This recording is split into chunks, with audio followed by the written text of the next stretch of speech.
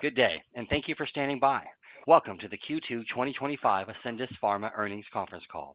At this time, all participants are in listen-only mode. After the speaker's presentation, there will be a question-and-answer session. To ask a question during the session, you will need to press star 11 on your telephone. You will then hear an automated message advising that your hand is raised.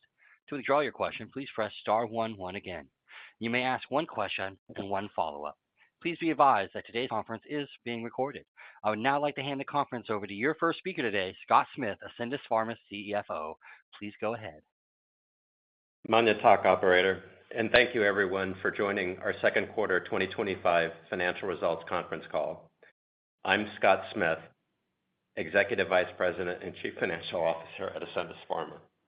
Joining me on today's call are Jan Møller-Mikkelsen, President and Chief Executive Officer, Sherry Glass, Chief Business Officer, Jay Wu, Executive Vice President and President, U.S. Market, Amy Xu, Executive Vice President of Endocrine and Rare Disease Medical Sciences and Chief Medical Officer. Before we begin, I would like to remind you that this conference call will contain forward-looking statements that are intended to be covered under the safe harbor provided by the Private Securities Litigation Reform Act. Examples of such statements may include, but are not limited to, statements regarding our commercialization and continued development of Skytrofa and Yorvipath, as well as certain financial expectations, our pipeline candidates, and our expectations with respect to their continued progress and potential commercialization, our strategic plans, partnerships, and investments, our goals regarding our clinical pipeline, including the timing of clinical results and trials, our ongoing and planned regulatory filings, and our expectations regarding the timing and the results of our regulatory decisions. These statements are based on information that is available to us as of today. Actual results may differ materially from those in our forward-looking statements, and you should not place undue reliance on these statements. We assume no obligation to update these statements as circumstances change, except as required by law. For additional information concerning the factors that could cause actual results to differ materially, please see our forward-looking statements section in today's press release and the risk factors section of our most recent annual report on Form 20-F filed with the SEC on February 12, 2025. TransCon Growth Hormone, or TransCon HGH, is now approved in the United States by the FDA for the replacement of endogenous growth hormone in adults with growth hormone deficiency, in addition to the treatment of pediatric GHD, and in the EU has received MAA authorization from the European Commission for the treatment of pediatric GHD. TransCon PTH is approved in the US by the FDA for the treatment of hypoparathyroidism in adults, and the European Commission and the United Kingdom's Medicines and Health Products Regulatory Agency have granted marketing authorization for TransCon PTH as a replacement therapy indicated for the treatment of adults with chronic hypoparathyroidism.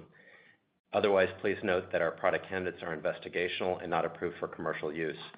As investigational products, the safety and efficacy of the product candidates have not been reviewed or approved by any regulatory agency. None of the statements during this conference call regarding our product candidates shall be viewed as promotional. On the call today, we'll discuss our second quarter 2025 financial results, and we'll provide further business updates. Following some prepared remarks, we'll then open up the call for questions. With that, let me turn it over to Jan. Thanks, Scott. Good afternoon, everyone. The second quarter of 2025 demonstrated strong momentum towards fulfilling our Vision 2030. As we progress towards blockbuster status for multiple products and expand our engine for future innovation. The continued strong global launch of Yorvipath increases our confidence that Yorvipath is on the way to become a blockbuster product with durable global leadership of the treatment of hypoparathyroidism. FDA granting us priority review for TransCon CNP, recognizing its potential, if approved, to provide a significant improvement in the safety and/or effectiveness of the treatment of achondroplasia. The announcement of the interim phase 2 results from the first combination therapy trial of TransCon CNP and TransCon Growth Hormone highlights our potential to boost healthy growth in achondroplasia. and we achieved the first of many planned label expansion for SKYTROFA when the FDA approved it for treatment of adult growth hormone deficiency. I will review these key developments in more detail in my prepared remarks. Beginning with Yorvipath. Revenues in the second quarter reached 103 million euros, more than double of Q1, despite a strong currency headwind. In the US, from launch to June 30, more than 1,500 prescribers wrote prescription for around 3,100 unique patients, reflecting both the deep unmet medical need and compelling product profile. For US patients receiving a prescription for Yorvipath, the majority have received payer approval within 3 months. Outside of the US, we continue to see steady Yorvipath revenue growth in both our Europe Direct and international market, and we currently expect further acceleration of the revenue growth when Yorvipath reimbursement becomes available in additional Europe Direct countries. With a broad label covering all types of chronic hypoparathyroidism, supported by international guidelines, and a prominent reference to Yorvipath in recently published best practice consensus statement, we expect growth to continue. We have ongoing clinical programs to support label expansion, for example, in older children, an initiated Pathway 60 trial, a single-arm safety and efficacy trial to support titration up to 60 microgram doses in the US. The primary endpoint of this trial will be efficacy at 26 weeks, the same as our pivotal phase 3 trial endpoint. We are building towards Yorvipath's long-term global leadership based on 3 key pillars: differentiation, demand, and access. I will first speak about differentiation through mode of action. A replacement therapy for hypoparathyroidism must maintain the same mode of action as endogenous PTH throughout the body and sustain physiological level of PTH 24 hours, 7 days a week. Based on all the data we have seen, Yorvipath is the only product to demonstrate it can do this, with normalization of key elements such as serum calcium, phosphate, kidney function, bone turnover, and quality of life. Second is demand. Where Yorvipath is available, we see strong interest and growing enrollment. For the US market, in just 2 full quarters, we had around 3,100 unique patients enrolled across more than 1,500 prescribers. We're seeing a broad uptake across the entire country. And with our estimate of 70,000 to 90,000 patients in the US, we still have ample room to grow. Outside the US, we have recognized revenue from more than 30 countries, and currently we have commercial agreement covering more than 75 countries. Third is access. In the US, we see favorable access continue to improve, with approvals coming across all payer segments. In Europe Direct, we have full commercial launch in Germany, Austria, and now Spain. We expect additional commercial launches later this year, both in Europe Direct and international market. In Japan, our partner Teijin expect approval for Yorvipath later this quarter. We consistently hear about how transformative Yorvipath has been for patients, and do not believe that any public disclosed drug in clinical development have the potential to meet this efficacy and safety bar set by Yorvipath. As shown in our clinical trial, it has been extended for all patient groups, post-surgical HP patients. to small genetic subtypes like DiGeorge syndrome, ADS1, and idiopathic hypoparathyroidism. Notably, Eurovet has broad approval from the FDA, the European Commission, and other regulatory authorities for the treatment of all forms of chronic hypoparathyroidism. For all of the above reasons, we are confident that Eurovet has the potential to become a durable blockbuster over time, and will continue to expand our global leadership position in the treatment of hypoparathyroidism. Moving now to TransCon CNP. We believe TransCon CNP is moving the bar on safety, efficacy, and tolerability, and reducing treatment burden. And we believe TransCon CNP is well positioned to become the leading monotherapy treatment for achondroplasia. In clinical trials, we have seen the desired linear growth across all ages. And to our knowledge, once-weekly TransCon CNP is the only product to show statistical significant improvement beyond linear growth compared to placebo in a pivotal trial, for example, improvements in leg bowing and quality of life.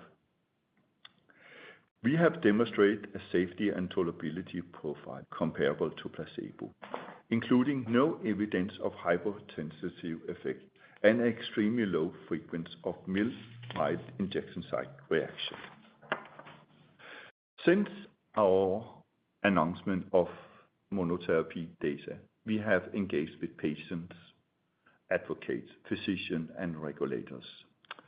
All have appreciated the differentiating ability of TransCon CNP in comparison to placebo to increase linear growth, while also leading to stronger muscle function, improved body proportionality, and leg bowing, and reducing overall the burden of achondroplasia-related complications for the majority of treated children.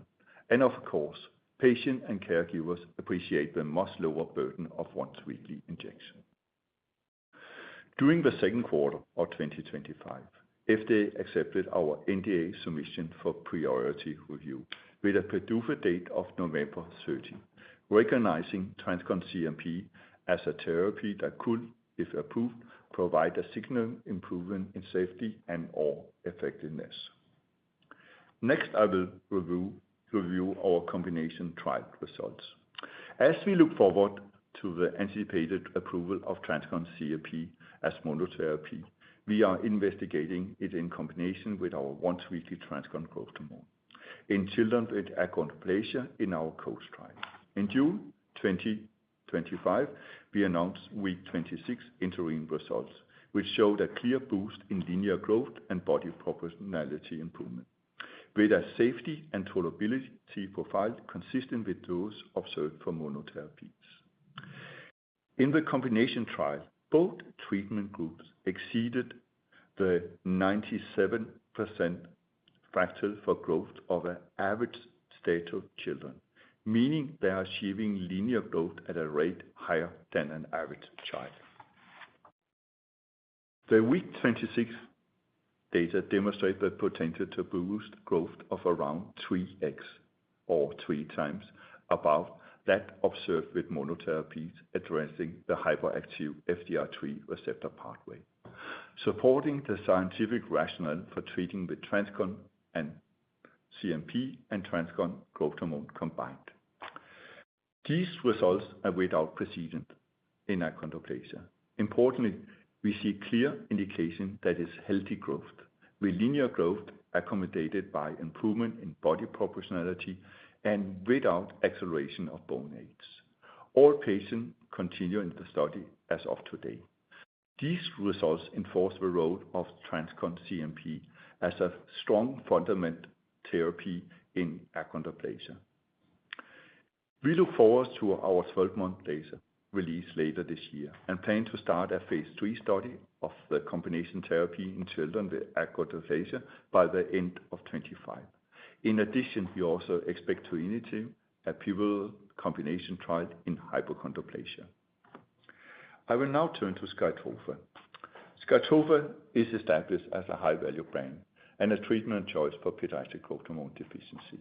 we recently received FDA approval for adult growth hormone deficiency, and with further label expansion planned, SKYTROFA remains a fundamental pillar in our strategy to become the global leader in treatment of growth disorder.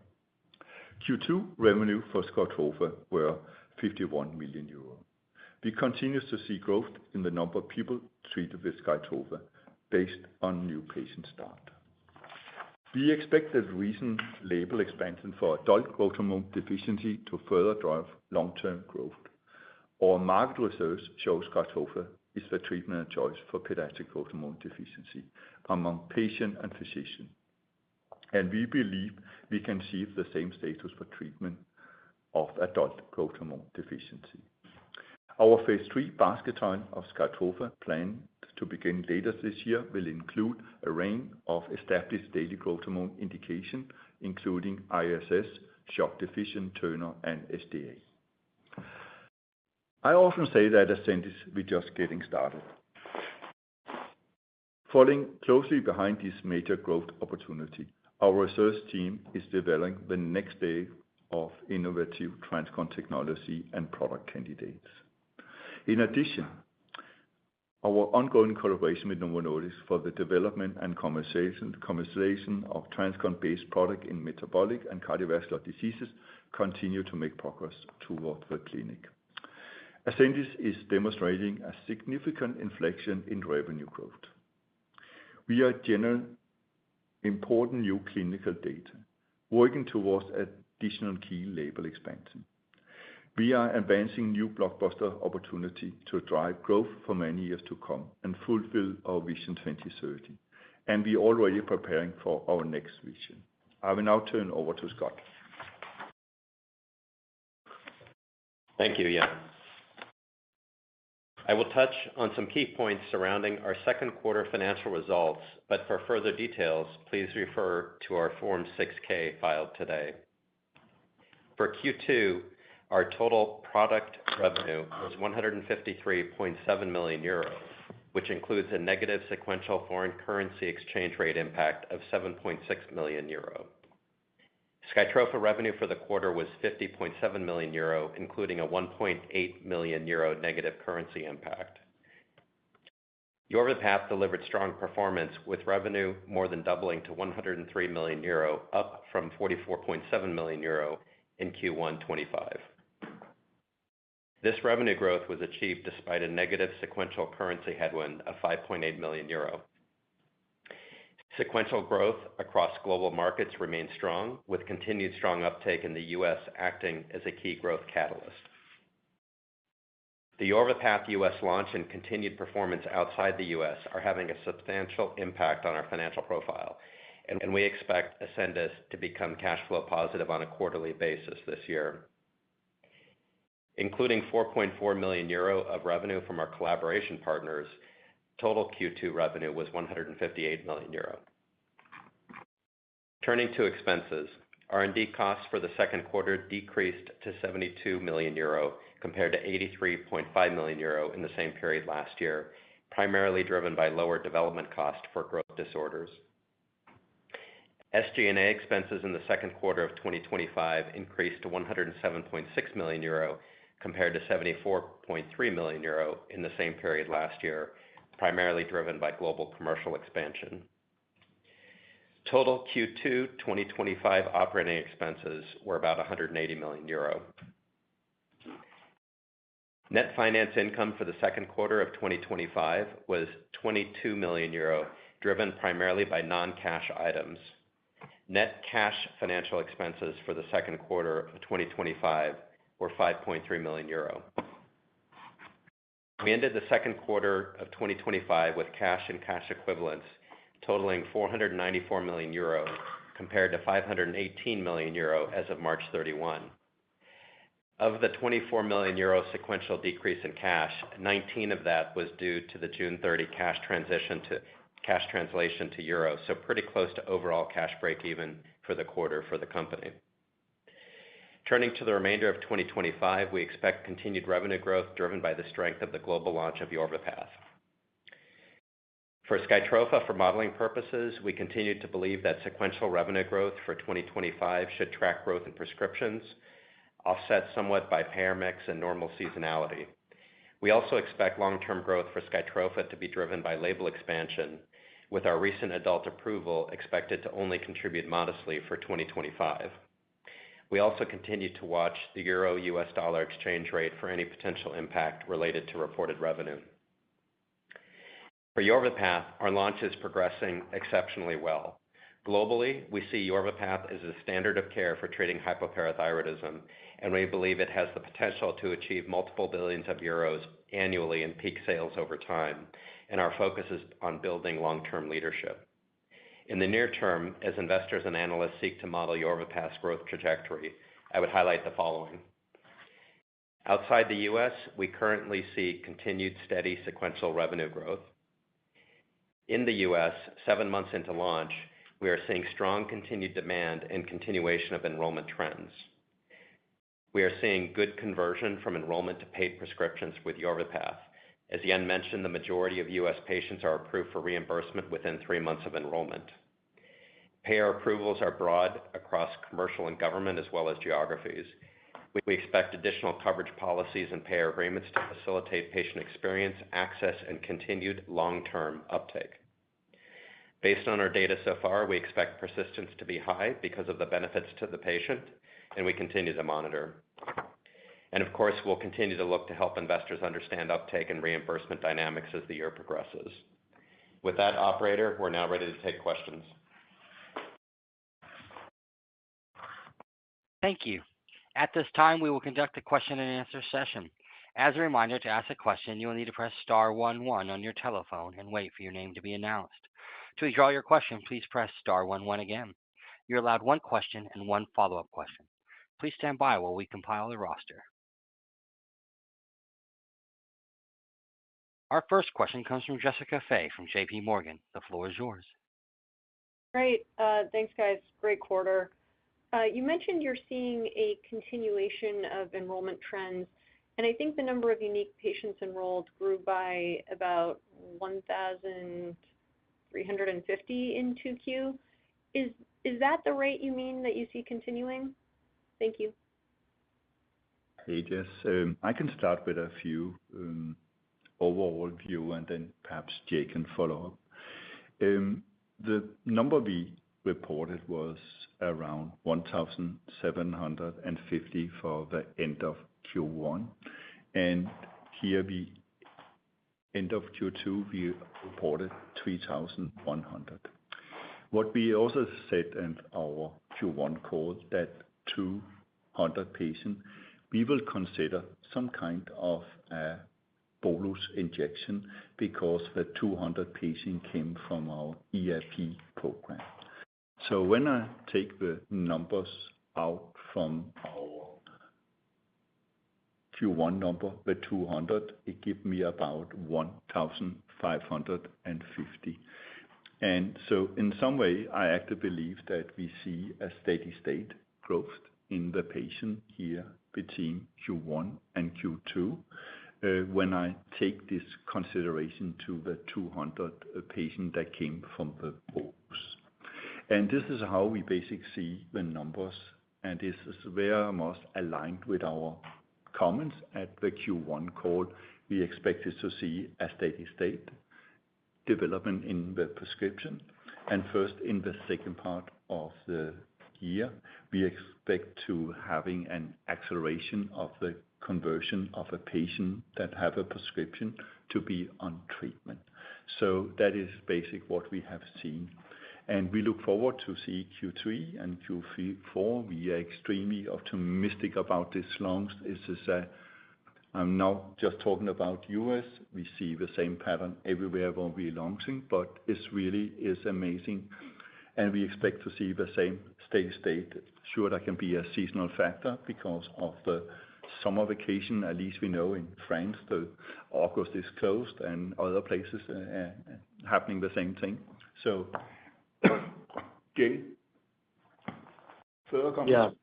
Yeah.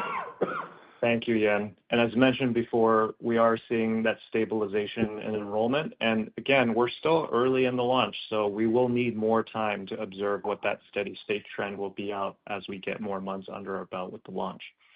More importantly, just as Yen mentioned earlier, we're focused beyond just the point of enrollment, right? We're looking across the entire funnel, from enrollments to approval, from approvals to patients on therapy. And we are seeing continued growth, especially as it relates to the conversion of those patients onto therapy, and we're feeling good about what we are seeing. Thanks, Jay. Thank you for your question. Our next question comes from Derek Archila from Wells Fargo. The floor is yours. Hey, thanks for taking the question and congrats on the progress here. I just wanted to confirm something. So it sounded like you noted that there's 3 months, from enrollment to conversion. I guess I just wanted to know, what are you doing to kind of improve that? And I guess how much progress can you make on improving on that 3 months? Thanks. Nothing has really changed compared to what we said on our Q1 call. There is a lot of elements that Jay and the entire integrated commercial team are working with. We can go a little bit more in specific, but in the overall view, sure, the different politics from the different PPM need to be installed. There is a lot of elements that still takes time. And we're also working a lot on the procedure, how we basically can help patients to be sure, and physician and back office. So this is happening for our ASAP program that really are helping the patient. So nothing has changed compared to what we said in Q1, where we believe that we will first see in the second part of the year, when many of these activities will be implemented, we will see an improvement in the time from a prescription and to a patient is on treatment. Jay, you can give a little bit more flavor on some of the initiatives on a high level, because we have so many initiatives going on. Absolutely. And thank you for the question. From a time to approval standpoint, as we said, we're seeing the majority within 3 months. And I would divide our efforts probably in a few buckets.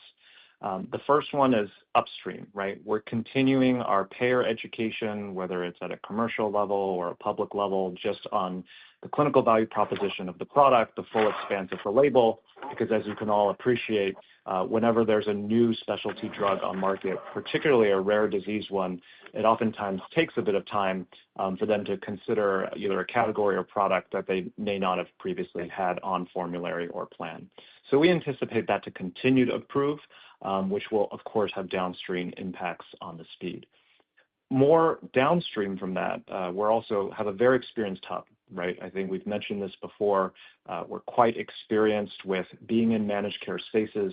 So some of the bread and butter work as it relates to ensuring that providers and patients are continuing to follow up, fill out their paperwork correctly, to decrease cycle times, to ensure that that paperwork isn't the reason why maybe something goes back and forth 1 or 2 extra times, which will then also increase the cycle.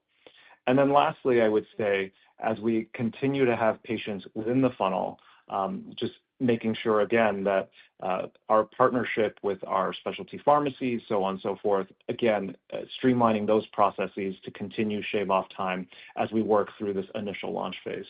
All that to say, we're incredibly encouraged by the speed in which we're seeing and a reflection of the experienced hub that we have, and we continue to look forward to seeing how that will progress. Great, thank you. Thank you for your question. Our next question comes from Tazeen Ahmad from Bank of America. The floor is yours. Hey guys, thanks for taking my question. I was wondering if you could give some color on the type of patients. There's been a lot of talk about initially severe patients, the most severe patients being put on Yorvipath first.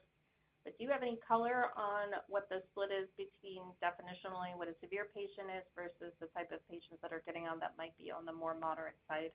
Thanks. Thanks for the question. First of all, there is no medical definition that define severity of hypopara. So we cannot go in and claim database and saying this is a severity that you have in the disease, because all of them is not classified related to that. When we talked about the element of being uncontrolled, partly controlled, or something we call controlled, this was mainly related to one single parameter, looking on the claim databases and see how often they're sitting and physician. How often they're sitting and physician, I think, has a lot of multiple aspects that somebody are not only reflecting where you're living in the country, what kind of medical access you have, and also how often are there an endo that really can see you. So we did it out from this perspective because we wanted to be quite sure we are addressing a physician that see a high number of patients in hypopara. And it was why we addressed this physician as our priority in our, you can say, commercial strategies. And so we can certainly not define and answer your question, because there is no way this is part of the reimbursement system. It's no part of we can see of the patient, because it's not a medical term that ever is defined. But I think some way to give you also the other aspect on it. When we look on the guidelines that we see being integrated many different places, they are not using this kind of term either. So the guidelines just having a broad aspect on all the different elements that really qualify to be on PTH treatment. And in general, all the guidelines we have seen being issued from all different places in the world now, they are indicating that 95% of all patient bases should be on PTH treatment. And I think that is pretty logical. Think about how many patients on type 1 diabetes.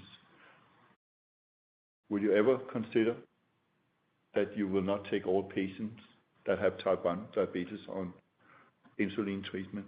And I think you will see the same thing happening with hypopara.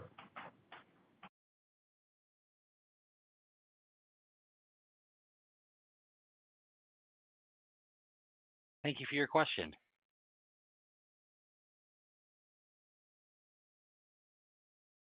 Our next question comes from Yaron Werber from TD Cowen. The floor is yours. Great. Thanks for my question, and congrats again.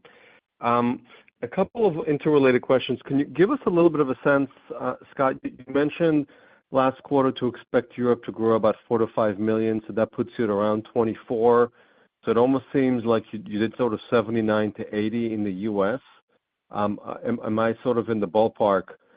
And I guess secondly, it's when one looks at, we shouldn't be expecting that you're going to be growing patients 1,500 quarter over quarter. So can you give us a little bit of a sense how to think about what a sequential normalized growth at this point in the U.S. can be, so we don't get out of hand? Thank you. I can think I can help Scott this time, which I often do. Because what we said in our Q1 call, that if you look on Q3 to Q4, revenue increase, net revenue in euro was about 4 to 5 million euro. And in this 2 quarters, it was basic Europe or ex-US revenue. And we also said at that time that we expect that to continue in 25 when we see more country coming on full commercialization, as we just got Spain now, and we expect a few country more, perhaps it will increase, but it will first have a material impact 2 to 3 months after basic initiation of full commercialization.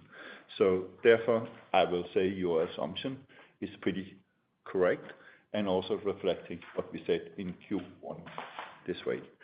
Related to the question you comment, it's some way a forward-looking statement. I know it's really being covered by Scott's fast reading. But from my perspective is that we see a strong launch here in the U.S. We have seen nearly the same numbers between Q1 and Q2, and we're really looking forward, as Jay said correctly, this is an early in the launch. It will be too early for us to come up with any kind of prediction how we really will see the next 6-7 quarters to go.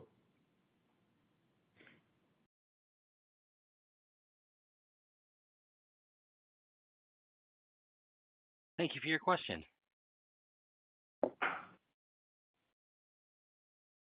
Our next question comes from Gavin Clark-Gartner from Evercore ISI. The floor is yours. Hey guys, congrats on another great quarter. First, what do you believe the ultimate conversion rate from the enrollment forms to paid drugs will be at any point in time? And then secondly, looking ahead, do you plan to keep reporting the enrollment forms for Yorvipath? Thank you.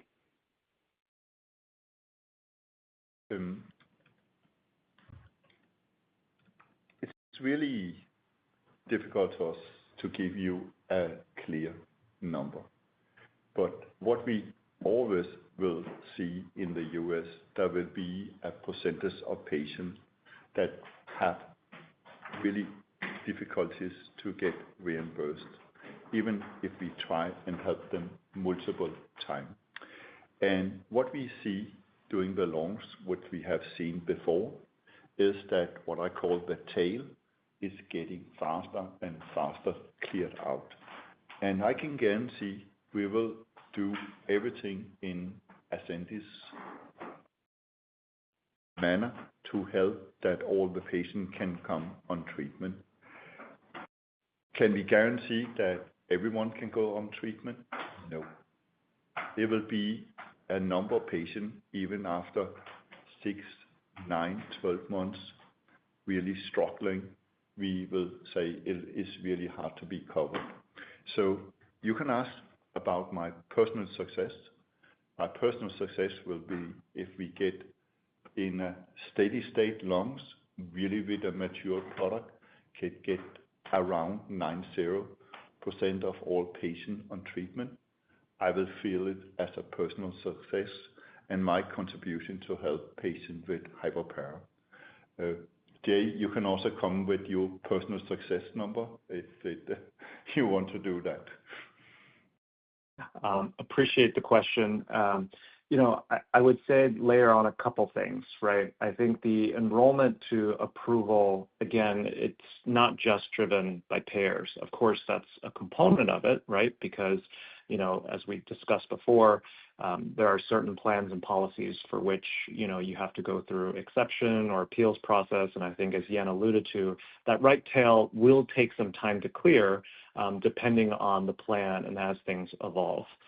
The other component from enrollment to approvals is entirely unrelated to payers, and it may just be more driven by ensuring, again, providers are leveraging the paperwork appropriately, patients are following up with outreach, a lot of that which we'll continue to pursue across the spectrum, because we know, again, that these patients can and should benefit from the product if they're already in the funnel. And we will do everything we can to clear that long tail out, knowing that it will take some time. And when you look at a lot of rare disease analogs in these types of spaces, it can take some time to get there. But this is a long haul, and we're looking at it more from that lens to making sure we're optimizing every step of the way.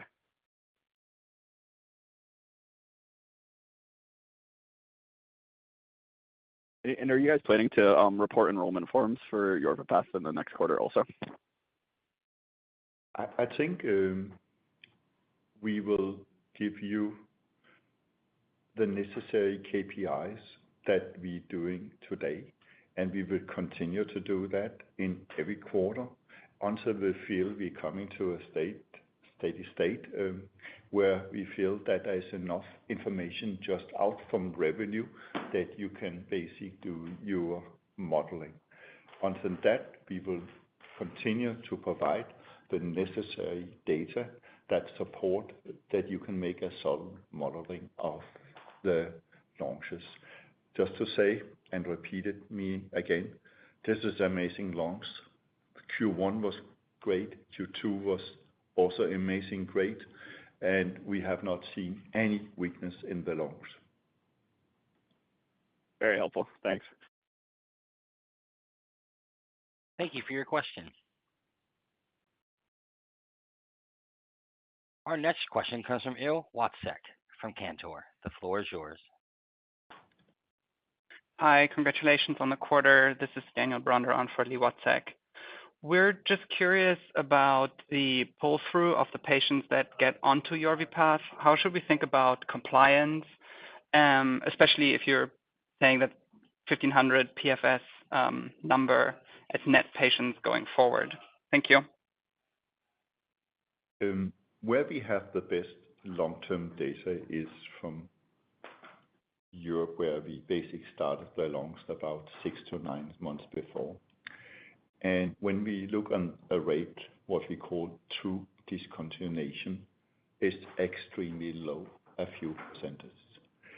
So we really see the benefit of the therapy. People are taking the therapy, taking it, they're keeping doing it.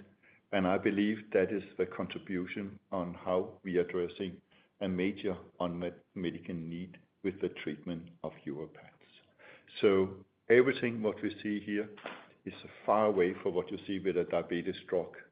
People stay on it even much better on than insulin that you see in type 1 diabetes. And I think this is a main contribution to the positive CNS effect that is with this product. Okay, cool. Thank you. And just going back to Yaron's question earlier about the 1,500 patient net enrollment per quarter, just for me to fully understand, this is the patient start forms that you're referring to? Yeah, that is what we are referring to is unique prescriptions, meaning is that it's a new patient that have got a prescription. This is what we call unique prescriptions. Great. Thank you so much, and congrats again. Thanks. Thank you for your question.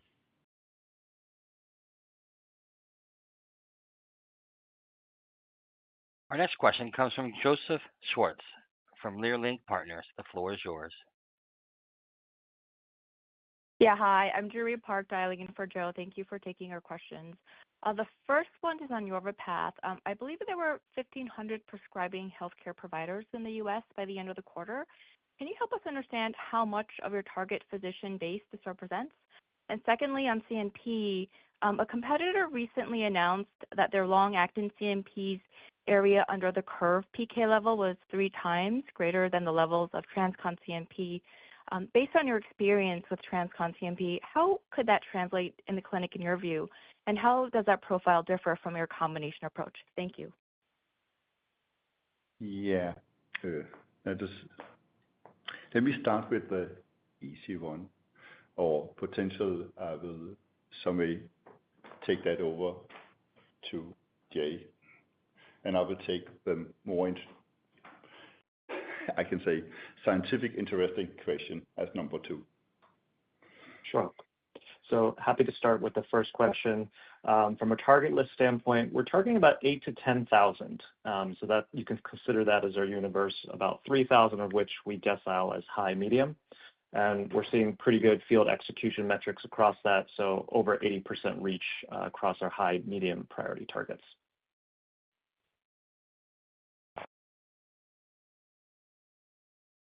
So the second question is interesting because for many, many years, there was a lot of skeptic about our sustained profile.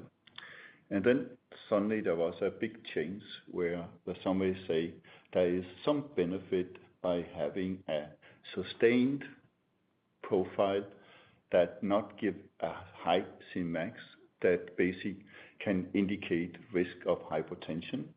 And also you need to have continuous exposure over 1 week. And so we started and designed our TransCon CNP in 2015, and now we are in 2025. They are starting now to go after that concept.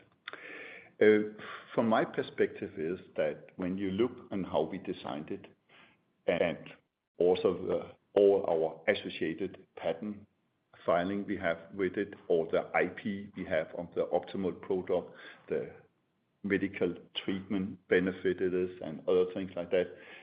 People are now trying to copy with other concepts.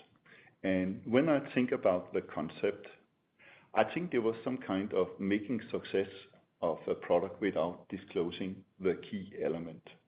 The key element that was AUC. I really don't care about AUC. I want to know key element. What is really the half-life? How is this exposure really happening? Is it something that peak up to a very, very, very high value very shortly, and then you basically are going up to, as they call it, the danger zone of the hypertension? That is not really an optimal product in this way. I believe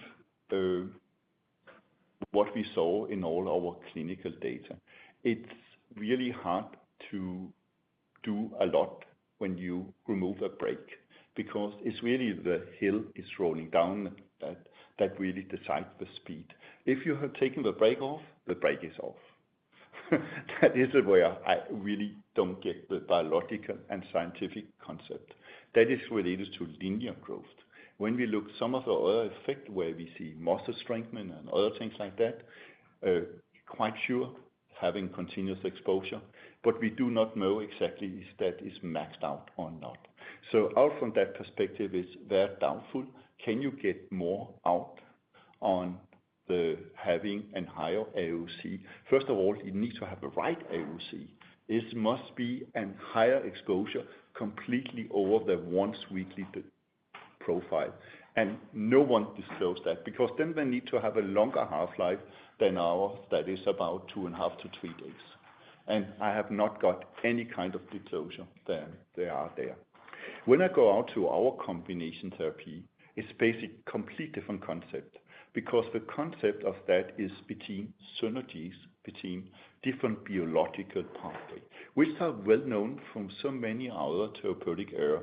To have the optimal treatment, you cannot overcompensate just by one pathway, but you're basically providing the benefit in a holistic manner, in a much more normal manner, by balance different pathways. And that is what we do in the combination between TransCon CNP and the growth hormone effect, which are basic at the same time in a more simplified manner, remove the brake with what we do with the CNP, and then having a speeder on that.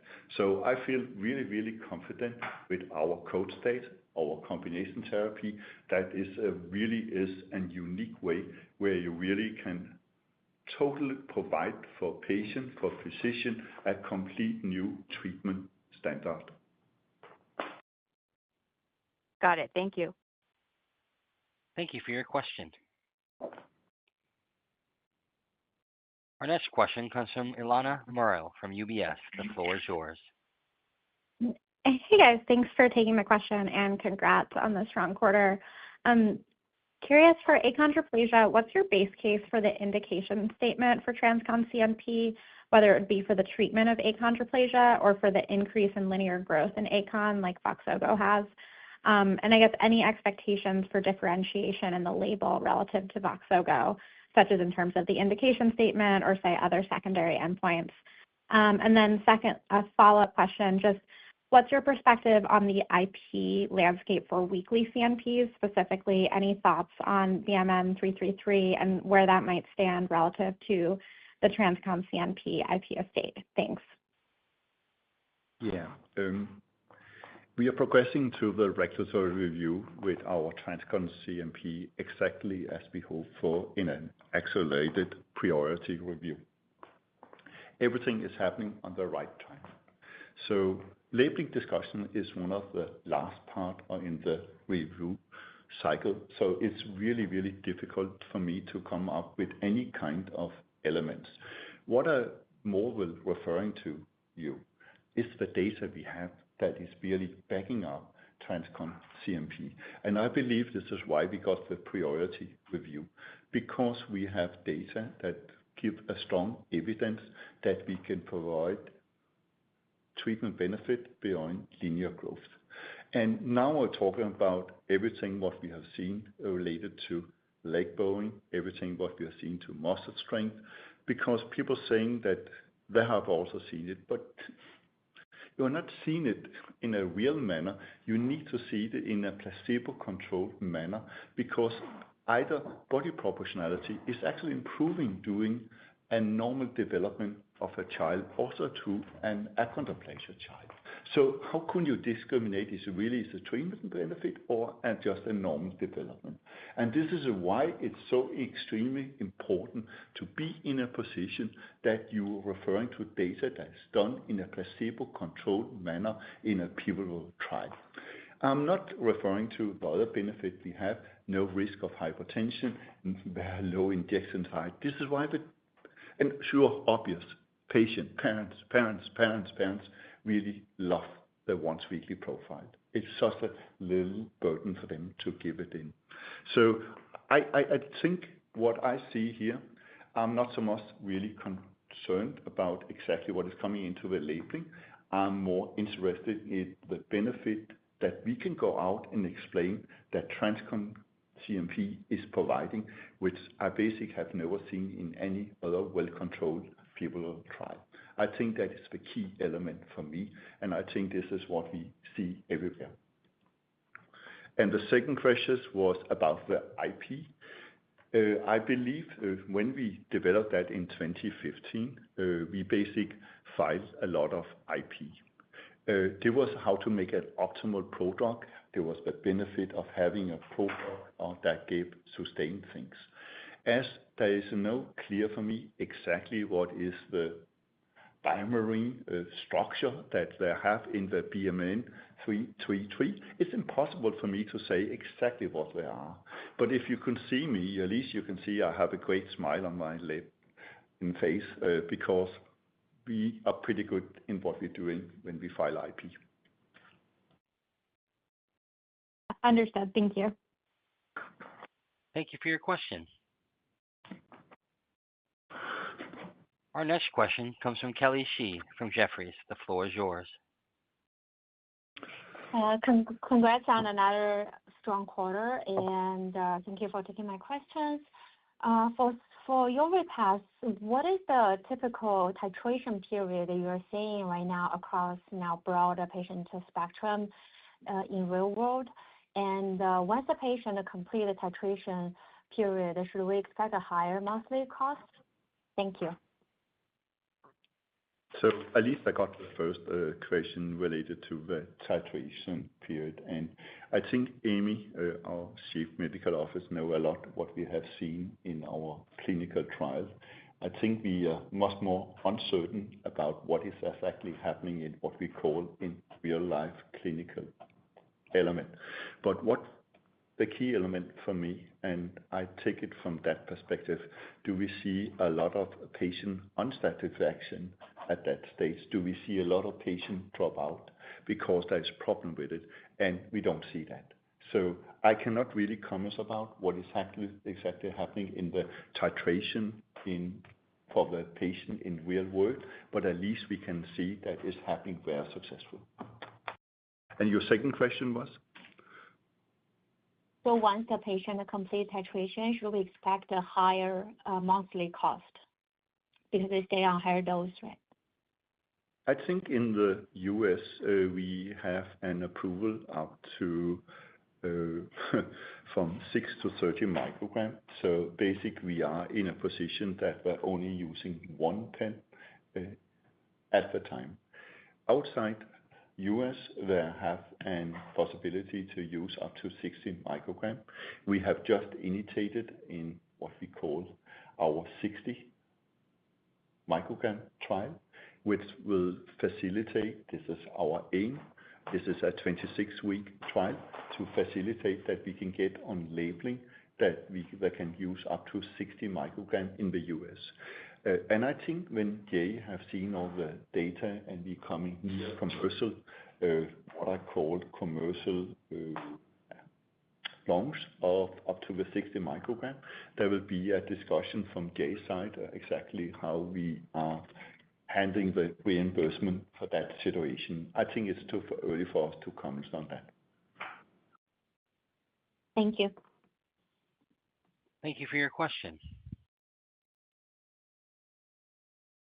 Our next question comes from Paul Chow from Goldman Sachs. The line is yours. Hi, good afternoon, and congratulations on the strong quarter result.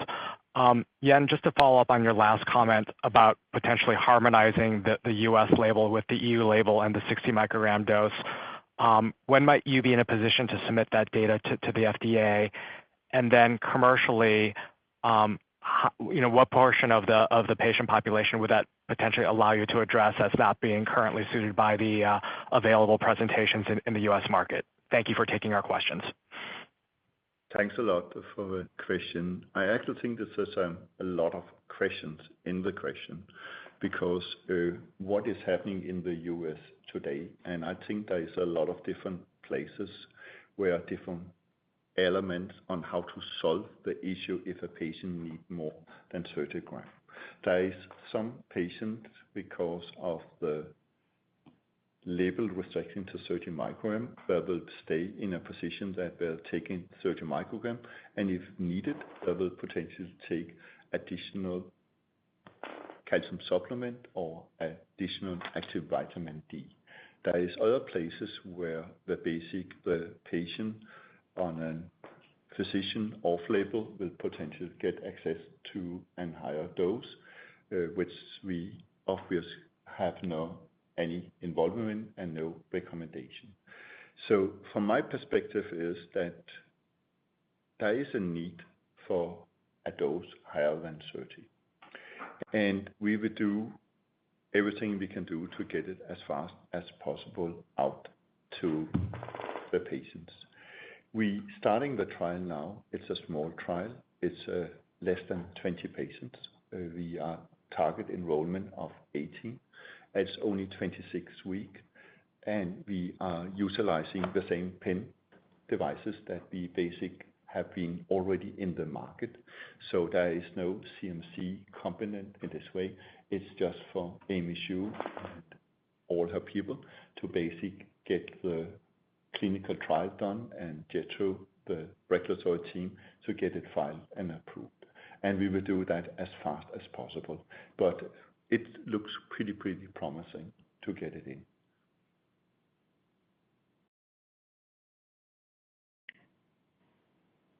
Thank you for your question. Our next question comes from Alex Thompson from Stifel. The floor is yours. Hey, great. Thanks for taking my questions. I guess on your repath as well, you've talked about the breadth of prescribers. I wonder if you could comment on the proportion of prescribers that you've seen with multiple prescriptions, multiple patients on therapy, and how you see that trend changing over time. Thanks. We cannot really address that question. We don't have sufficient data that we really will feel confident to come with data that really support and strong trend analysis currently.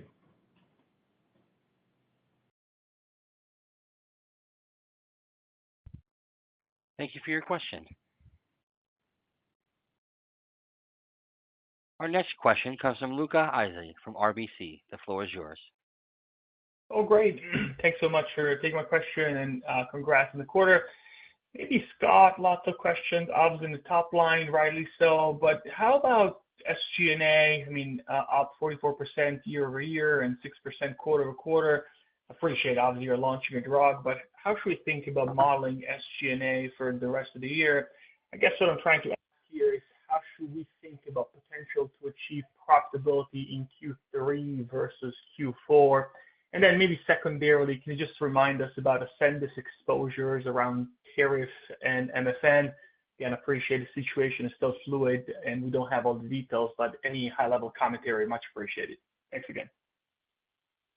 Okay, great. On SG&A and expenses overall, so remember last quarter we did 190 million euro of OpEx, and we said that wasn't a bad run rate, maybe plus or minus each quarter. So this quarter we're minus about 10 from that. So we're about 180 of OpEx this quarter. And as you point out, it's probably not best to look year over year because we had a lot of growth in the last year. It's really the sequential build. So I would look at the 6% sequential growth for SG&A is, potentially not a bad number to think about, but in the overall context of, I would still say about 190 OpEx per quarter is not a bad number to think about. With respect to profitability, yes, we expect that this year. I mean, if you look at our financials and back out June 30 currency, thanks to our, whatever it was called, Liberation Day, that cost about 20 euro of cash delta. So overall, everything across the company, it was about 5 euro of burn in Q2. And actually on an operating basis, we're just slightly positive on cash. So that should be relatively doable this year. With respect to MFN and tariff, I think you said it pretty well. There's really too much in development right now to make any comments specifically on it. But, we do believe that as a flexible company, we're pretty well positioned to mitigate impact of any policy should it emerge. Just to clarify and also add in Scott's comments, we're not importing finished product to the US. We import them in different states and finalize them inside the US. So in whatever way we look at it, we cannot see how it really should provide a major material impact on our business and how we operate. Thank you so much. Thank you for your question. Our next question comes from Leland Garshell from Oppenheimer. The floor is yours.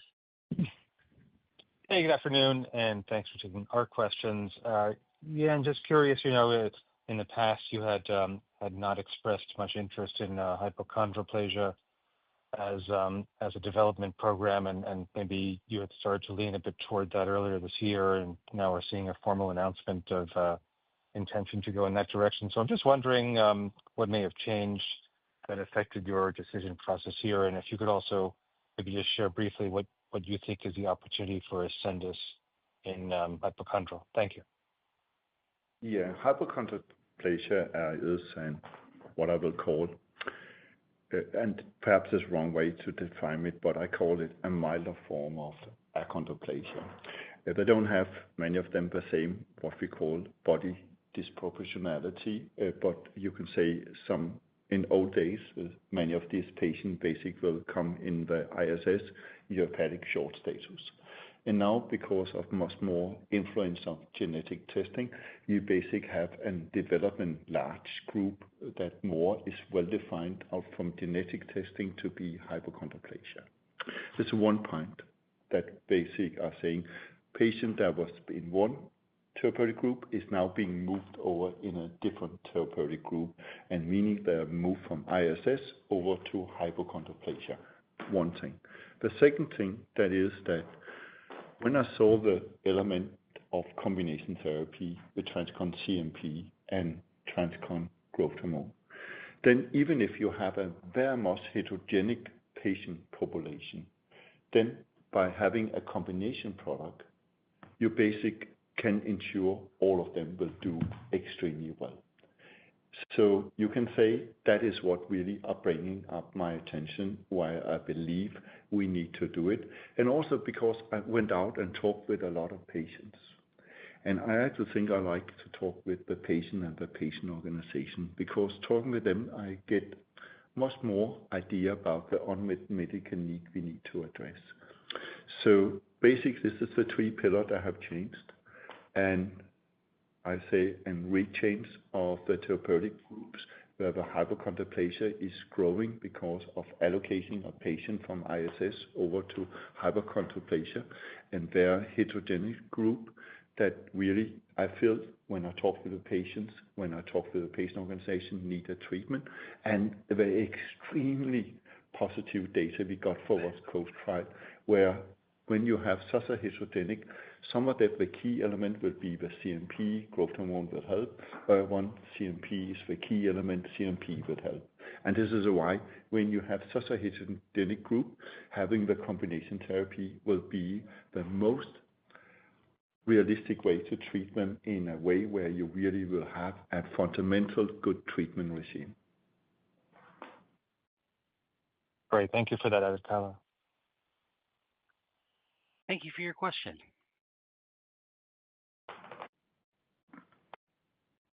Our next question comes from the line of David Lebowitz from Citi. The floor is yours. Thank you very much for taking my question. Curious, has there been any evolution in your thinkings on the ultimate size of the market for Yorvipath? Curious to know. You know, I've always been bullish and said that it's going to be a 5 to 8 billion market segment. I have no doubt that it will be that.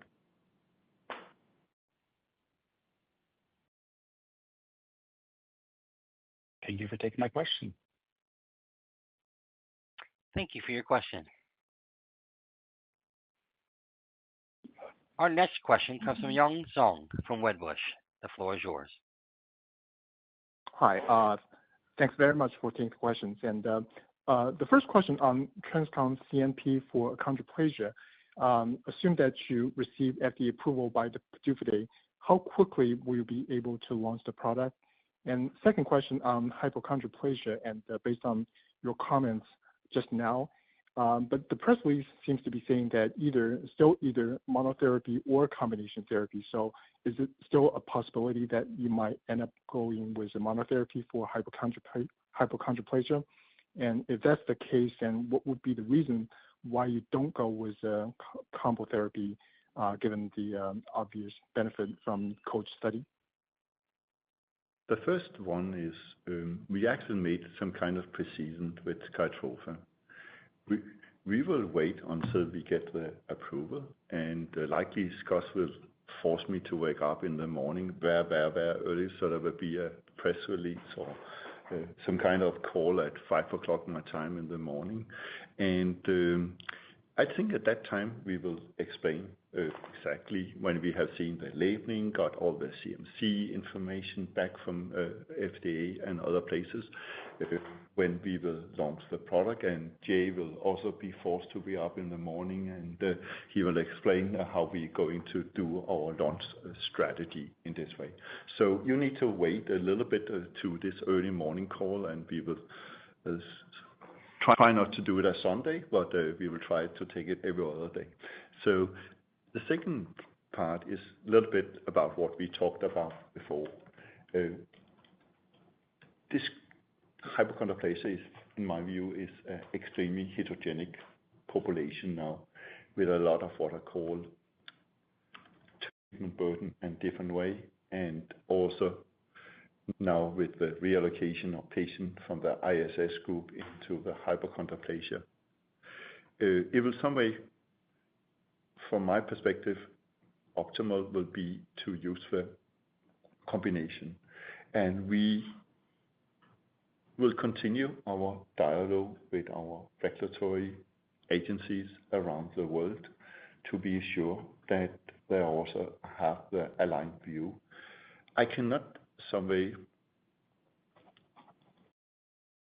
eliminate the discussion if we will have in the clinical trial a single an arm also reflecting TransCon CNP as a monotherapy, but it's our belief that the combination therapy will be what is best for the patients in this way.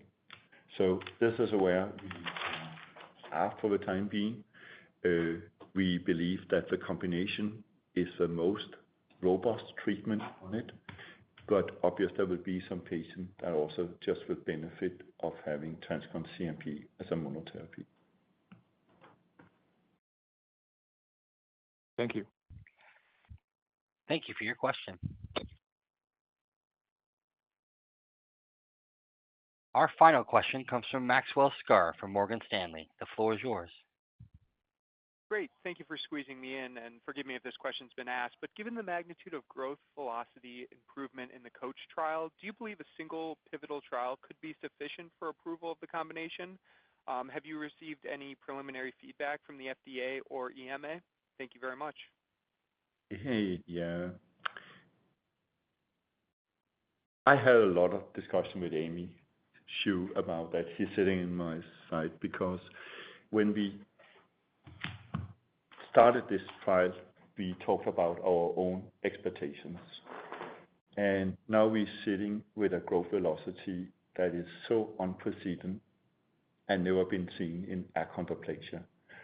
They are basically growing faster than a normal child. I have 4 children, and I remember when they have growth spurts. It was not really good. We're pretty tall, we Scandinavian, so you really grow a lot. So you basically will be in a position that is, this is really a big change in that. And some way I see it in, and we some way go back and forward in that discussion. Will you take a treatment of 1 year? Will you take a treatment of 2 years? In the combination, you will get major growth and other positive development. Will you then go back for 1 or 2 years, just have TransCon CNP as a monotherapy, and then you will boost again if there is desire from the parents, for the child, and other things related to that, and if it's really unneeded at that time. So in some way, when I will think about the overall way how we will do the best for the patient in the achondroplasias, is basic to give them an option that they really can be in a position where they can take combination therapy, likely for 1 year, potentially 2 years, and other things like that, and get all the benefit and that get, and then they can continue with our TransCon CNP. And if they have a desire to move into an other 1 yearly or 2 yearly treatment, they can do that again. That is more or less our thinking in this way. Great. Thank you very much. Thank you for your question. That does conclude the question and answer session portion of this meeting. This also concludes the meeting itself. I'd like to thank you for your participation in today's conference. This does conclude the program. You may now disconnect. Thanks so much. Thank you.